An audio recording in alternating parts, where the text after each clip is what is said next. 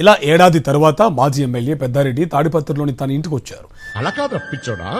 కేతిరెడ్డి పెద్దారెడ్డి తన ఇంటికి వచ్చిన కొన్ని గంటల్లోనే పోలీసులు కూడా వచ్చారు. ఎందుకు?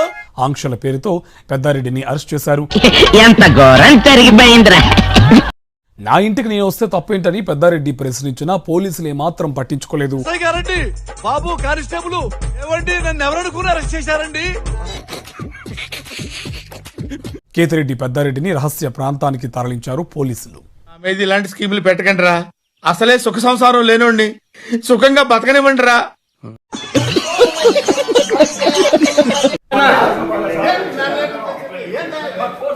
ముందు స్టేషన్ కి చైతి చైతి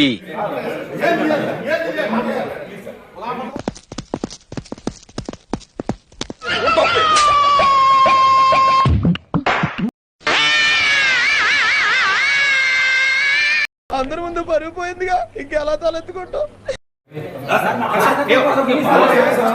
ఈ వయసులో ఇలా ఉన్నారంటే ఆ వయసులో చించేసి ఉంటారు.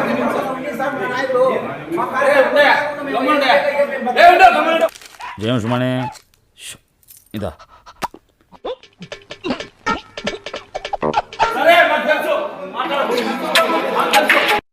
ఏమిటి అంత మాట? అక్కడ అయిపోయిండ్రే దాదాజీ రా. అయిపోయింది, బతికి అయిపోయింది. నీ కొత్త చెక్కేస్తారులే ఈ రోజు. ప్రభు హరి రామ్ కృష్ణ రాధం జగన్మోహన్ రెడ్డి వద్దురా అన్నాను, విన్నావా? ఏమన్నావురా? సమరసింహాలం అన్నావు. సమరసింహాలం కాదురా, ఏం పండివి? పోలీసులు ఆయన్ని తీసుకువెళ్తున్న దృశ్యాలు మనం చూస్తున్నాం. ఆయన చూశాను ఏడాది కాలం తర్వాత, అది కూడా హైకోర్టు ఆర్డర్ తర్వాత ఆయన ఇంటికి ఆయన వచ్చిన పరిస్థితి కనిపిస్తుంది. మనం ఇలాంటి దరిద్రపు కొట్టి విధం నేను ఎక్కడ చూడలేదురా. దరిద్రం నెత్తి మీద డిస్కో ఆడుతుంటే నా మాట నువ్వు ఎందుకు వింటావురా? పోలీసులు ఆయన ఇంటికి రావడం, ఆయన్ని వేరే ప్రాంతానికి తీసుకువెళ్తున్న పరిస్థితులు అన్ని కూడా మనం చూస్తున్నాం. ఆయన విన్నా కార్యకర్తలు కూడా ఆయన అడ్డుకుంటున్న పరిస్థితి కూడా క్లియర్ గా మనకి స్క్రీన్ మీద కనిపిస్తుంది. ఇవన్నీ చేసినప్పటికీ కూడా రెడ్ బుక్ రాజ్యాంగం ఏపీలో ఏ మేరకు అమలవుతుందో మనకు క్లియర్ గా చూడొచ్చు.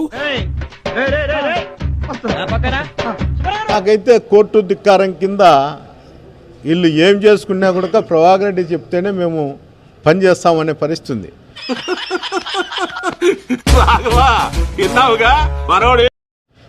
ఈవెన్ ఎస్పీ గారు చెప్పినా కూడా అక్కడ పని జరిగే పరిస్థితి లేదు లోకల్ డిపార్ట్మెంట్తో. అతనికి అధికారము నేను చెప్పినట్లే అధికారులు ఏనల్లా, ఇక్కడ పోలీసు లేదనేది అతని నోటుకుండానే చెప్తాడు. వేరే వాళ్ళు చెప్పాల్సిన అవసరం లే. వ్యవస్థలు నిర్వీర్యం చేసినాడు. ఏంటి బాబన్నా?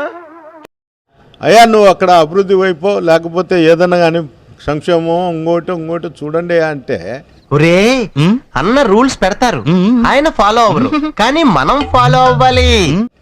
నేను బంగాకు దాపుతా మటకా రాయిస్తా, వీళ్ళతో దాడులు చేయిస్తా వైఎస్ఆర్సీపీ సానుభూతి పరులతో అనేది. నీ గురించి విన్నాను, కొంచెం కొవ్వెక్కువని, కానీ ఇప్పుడు చూశాను కొంచెం కాదు చాలా ఎక్కువ. నన్ను కట్టడి చేయొచ్చాము కానీ అధికారులతో అక్కడ ఉన్నటువంటి వైఎస్ఆర్సీపీ కార్యకర్తలను కానీ నాయకులను కానీ ఎప్పటికీ కట్టడి చేయలేవు. ఇవే తగ్గించుకుంటే మంచి. నీకు భవిష్యత్తు, నీ కొడుకు భవిష్యత్తు ఉంది, నీకు వయసు అయిపోయింది. చూస్తున్నా అన్ని అబ్జర్వ్ చేస్తా. ఆలోచన చేసుకోవాలా రాజకీయాలు ఏ విధంగా చేయాలా, ఎట్లుండాలా అనేది. మాకు తెలియదు సార్, మీరు దేశ ముదురు కాబట్టి చెప్పండి. మీరు ముదురు కదా, మీరు అందరు నాకుతుంటారు. నీ ఆలోచన తప్పితే నువ్వు చెప్తాంటావు. అయ్యా ఎక్స్ఎమ్మెల్యే గారు నిన్ను తాడిపత్రికి వచ్చే మా ప్రజలు నీ పైన దాడి చేస్తారు. వాటితో వాడిని మనం కొట్టాలి. మాకేం అవసరం, మేము ఎవరిని కొట్టించుకో. నీకే కాదయ్యా, మీ ప్రజలుండేది. నాకు 87,000 ఓట్లు ఇస్తున్నారు. డబ్బా కొట్టు డబ్బా. మా ప్రజలు కూడా అదే రీతిలోనే నీకు కూడా రానియడో లేకపోతే నీకు ఏం జరుగుతుందో నువ్వే ఆలోచన చేసుకో. ఏం చేస్తావరా? చంపుతావా? నరుకుతావా? ఏం చేస్తావరా? చూడటం కాదండి, మీరు చెయ్యాలంతే.